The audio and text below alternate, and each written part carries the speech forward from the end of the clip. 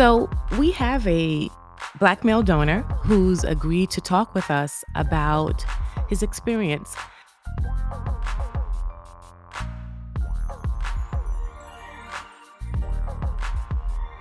Dave, tell us what brought you to serving as a donor? Well, it initially started with donating at a company. They compensate fairly well, and I was just looking to make some extra cash on the side.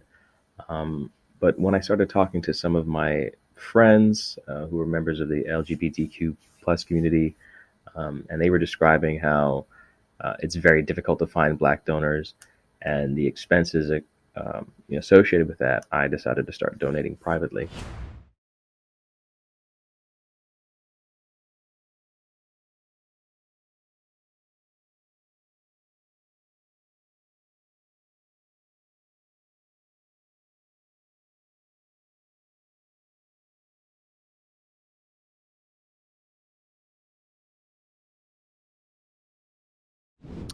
And so I want to talk big picture about Black people and Black families, since that is our primary audience. I mean, when we think about the history of what has happened to Black families, when we think about the ways that Black men were taken away from our families, the ways that Black men are still taken away from families, which has left more Black women feeling like they cannot find suitable partners. As you think about your role, and not to go too deep if you haven't thought about this way, but where do you see this piece of family making as it pertains to Black people, given our history? Is it something that you think more Black families should consider? Is it the ways that we can? I don't know. I don't really have an answer, but I would love to hear any thoughts you may have.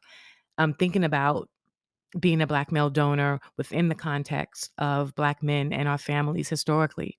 Yeah, that's a really, really good question, and it's something that um, other Black donors I've spoken to have talked about. It is a discussion that occurs, in barbershops about how just the Black family functions in general.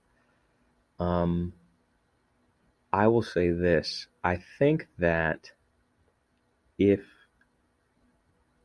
if you're if I would say that donating, having a donor child is preferable uh, than being in a relationship and having that relationship fail, and getting the and having a child out of that relationship and having the associated contentions that can come along with that. I think that it's cleaner. I'm not necessarily going to say that it's ideal, but nothing in life is ideal, right? If donors said that they didn't want to donate, then people who wanted to have children would find a way to have kids, and it would potentially end up, causing contention because maybe you get into a relationship because you want to have a child, but you don't necessarily want to be with the person that you got in the relationship with, and now you've got your kid, and you're like, okay, I don't need to be with this person anymore. I, as a donor, I kind of can be that stopgap, right? You can have your kid, you get to be a parent, and you don't have to worry about, when your child's asking like, hey, where's my dad? Well, your dad was a donor. Our family is, me and whoever else is in your family. Um, so yeah, I definitely think, and it's not just Black women, but women in general, as more women become more financially independent. The marriage rate in the United States and in the Occident, West in general, is declining. Um, it's becoming more prevalent. I've actually had recipients in the UK and other countries hit me up as well. I haven't done any international donations yet, but I know in the white community there are some donors who regularly travel overseas. So it's definitely becoming a more prevalent option. I don't think it's going to quite hit mainstream just yet, not until the law catches up. Welcome to Birthright, a podcast about joy and healing in Black birth. Come get your joy. It is and always has been your birthright.